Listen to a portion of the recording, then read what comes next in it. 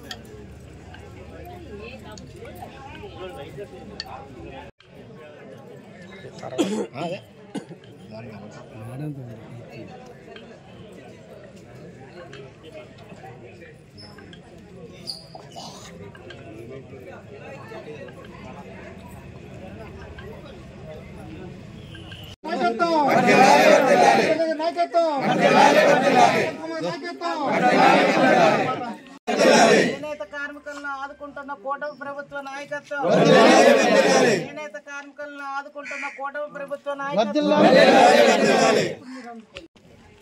చంద్రబాబు గారి నాయకత్వం, కూటమి ప్రభుత్వ నాయకత్వం, కూటమి ప్రభుత్వ నాయకత్వం, గౌరవ ముఖ్యమంత్రి గారి నాయకత్వం, గౌరవ ముఖ్యమంత్రి గారి నాయకత్వం, గౌరవ ఉప ముఖ్యమంత్రి గారి నాయకత్వం, గౌరవ ఉప ముఖ్యమంత్రి గారి నాయకత్వం, గౌరవ ఉప ముఖ్యమంత్రి గారి నాయకత్వం, గౌరవ పవన్ కళ్యాణ్ గారి నాయకత్వం, గౌరవ పవన్ కళ్యాణ్ గారి నాయకత్వం, గౌరవ పవన్ కళ్యాణ్ గారి నాయకత్వం, గౌరవ లోకేష్ బాబు గారి నాయకత్వం, గౌరవ కూటమి ప్రభుత్వ నాయకత్వం, గౌరవ లోకేష్ బాబు గారి నాయకత్వం, గౌరవ లోకేష్ బాబు గారి నాయకత్వం, గౌరవ కూటమి ప్రభుత్వ నాయకత్వం, గౌరవ ముఖ్యమంత్రి గారి నాయకత్వం, గౌరవ ముఖ్యమంత్రి గారి నాయకత్వం, చేనేత కార్మికులను ఆదుకుంటున్న కూటమి ప్రభుత్వ నాయకత్వం, చేనేత కార్మికులను కూటమి ప్రభుత్వం ఎన్నో సంక్షేమ కార్యక్రమాలకి శ్రీకారం చుడుతూ ఇవాళ మన గంగుబూడి గ్రామంలో మా అమ్మల్ని చూస్తుంటే, నాయనమ్మల్ని ఎన్నో ఏళ్ల నాటి తరాల నుండి కూడా వాళ్ళ కుటుంబాల్లో ఈ చేనేత మగ్గాల ద్వారా తాతగారి టైంలో నాకు చెప్తుండేవారు. ఇక్కడ బట్టలు కూడా ఆ రోజుల్లో నేసేవారండి, పంచెలు, చీరలు. మరి వాళ్ళ మగ్గం ద్వారా మంచం పట్టీలు అసలు నిజంగా చూస్తే ఎంతో సంతోషం అనిపించింది. మన నియోజకవర్గంలో నా దగ్గర ఇటువంటి చేనేత కార్మికుల్లో మగ్గం నేతలు ఉన్నారని చాలా గొప్పగా కూడా అనిపించింది. అటువంటి మా అమ్మలందరికీ మరొకసారి శిరస్సు వంచి నమస్కారాలు తెలియజేస్తూ, మన అందరు మహనీయుడు అసలు పూర్తిగా చేనేత కార్మికులను విస్మరించింది.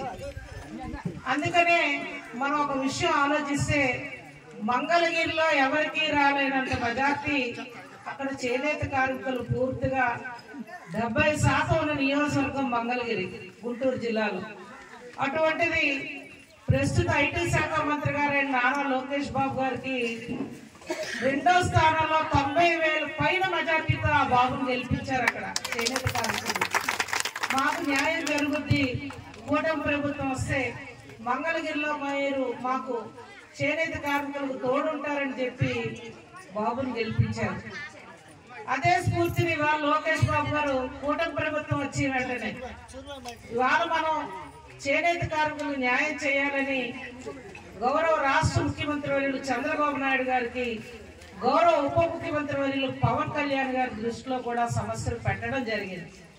వీటన్నింటినీ కూడా రాష్ట్ర వ్యాప్తంగా చేనేత కార్మికులు ఎక్కడెక్కడైతే ఉన్నారో మన కూటమి వచ్చిన తర్వాత అన్ని జిల్లాల్లో కూడా ఏ ఇబ్బందులు ఎక్కడెక్కడ ఉన్నాయి. ఇప్పుడు మన ఇక్కడ చెప్పారు, ఇక్కడ పెద్ద మగ్గాలు కావు, మనవి చిన్న మగ్గాల్లో ఏదైతే ఇవాళ ఈ మంచం పట్లకి ప్రస్తుతం ప్రకటించిన ప్రోత్సాహం ఇక్కడ అందుతుందా లేదో మాకు కూడా అవగాహన లేదు.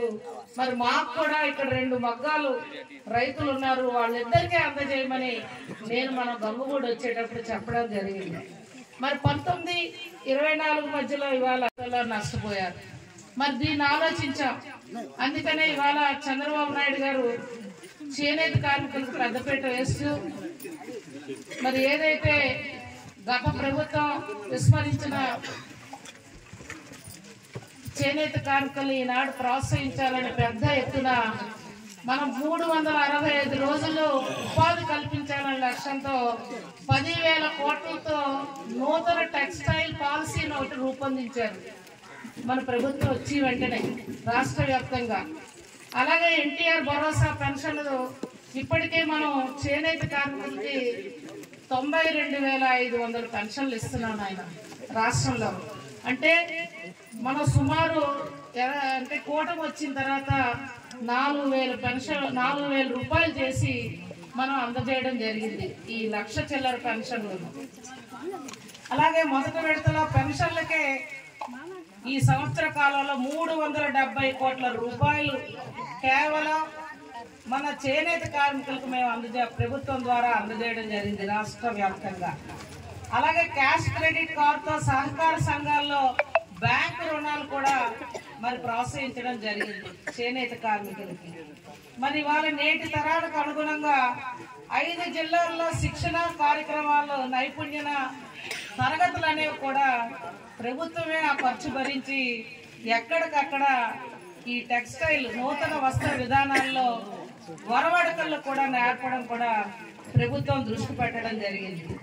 మరి అదే చేనేత కార్మికులను ప్రోత్సహించి పెన్షన్ని పేదవాళ్ళకి, వృద్ధులకు అందజేయాలని పెన్షన్ని ప్రోత్సహించి గూడు ఉండాలని చెప్పి పక్కా గృహ నిర్మాణ పథకాన్ని మహానుభావుడు ప్రోత్సహించి ఆ మహానుభావుడే మొట్టమొదటి శ్రీకారం చుట్టి తర్వాత వచ్చిన ప్రభుత్వాలు మన రాష్ట్ర ప్రస్తుత గౌరవ ముఖ్యమంత్రి వర్యులు గౌరవ చంద్రబాబు నాయుడు గారి ఇవాళ చేనేత కార్మికుల్ని గత ప్రభుత్వం విస్మరించింది, మనం ఆదుకోవాలి అని కార్యక్రమంలో భాగంగానే ఇవాళ రాష్ట్ర వ్యాప్తంగా ఉన్న చేనేత కార్మికులకి చేయూత అందించాలని చెప్పి కొన్ని సంక్షేమాలకు శ్రీకారం చుట్టాం.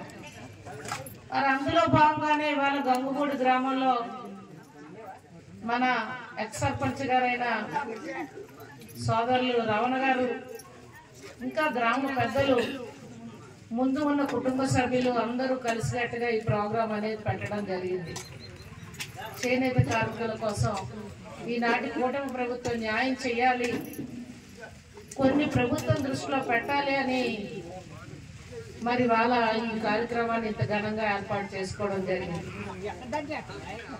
మనం ఒక్కసారి గత ప్రభుత్వం 14-19 ఉన్న ఆనాటి ప్రభుత్వంలో మన రమణ సోదరులే చెప్పారు, ఇప్పుడు ఎన్నో కార్యక్రమాలు ఆనాడు కూడా శ్రీకారం చుడుతూ అప్పటి గౌరవ రాష్ట్ర ముఖ్యమంత్రి వర్యులు చంద్రబాబు నాయుడు గారు 100 యూనిట్లు 200 యూనిట్లు ఉచిత కరెంట్ అనేది ఆనాడు పెద్ద చిన్న మర యంత్రాలకు సంబంధించి ఆనాడు